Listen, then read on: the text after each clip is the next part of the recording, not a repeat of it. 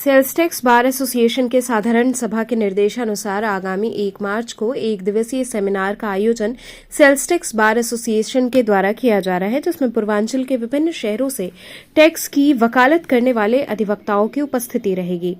आयोजकों ने बताया कि संगोष्ठी संकुल विज्ञान संकाय काशी हिंदू विश्वविद्यालय में आयोजित कार्यक्रम के उद्घाटन सत्र के मुख्य अतिथि न्यायमूर्ति जे मुनीर इलाहाबाद हाईकोर्ट, मुख्य अतिथि द्वितीय सत्र न्यायमूर्ति अनीश कुमार गुप्ता इलाहाबाद, अतिथि वक्ता राजेश मेहता, जेके मित्तल, धर्मेंद्र श्रीवास्तव, जीडी दुबे होंगे।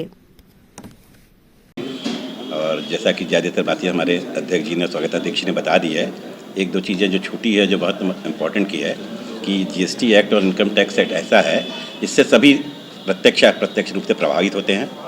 जीएसटी एक्ट कितना जटिल है सभी जान रहे हैं, तो हमारा फोकस जो वर्तमान अमेंडमेंट्स हुए इस साल में और जो कठिनाइयाँ पिछले 8 साल से जीएसटी में और इनकम टैक्स में झेल रहे थे उसको इससे लोगों को अवगत कराना, अपना सुझाव सरकार के पास देना और इसकी सरलीकरण की दिशा में क्या प्रयास किए जा सकते हैं उसके सुझाव भेजना।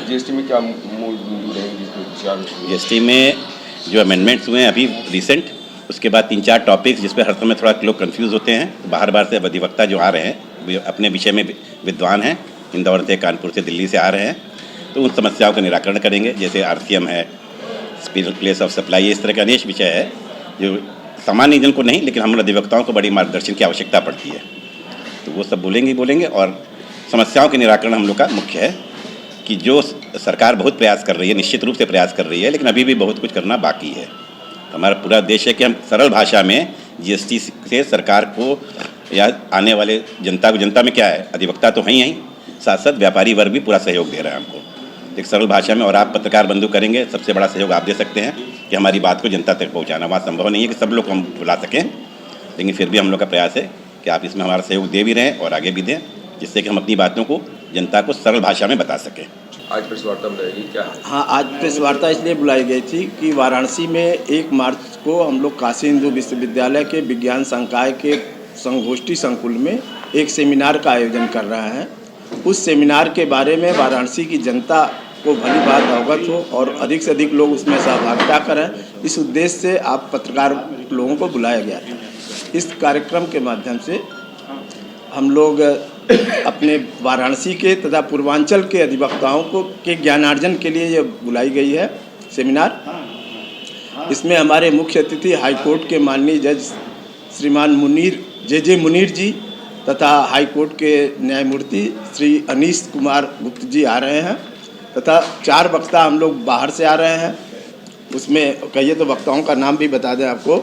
श्री राजेश मेहता जी इंदौर से आ रहे हैं, जे मित्तल जी नई दिल्ली से आ रहे हैं और श्री धर्मेंद्र श्रीवास्तव जी कानपुर से आ रहे हैं और अपने एक वक्ता श्री जीडी दुबे जी हैं जो वाराणसी के ही रहने वाले हैं।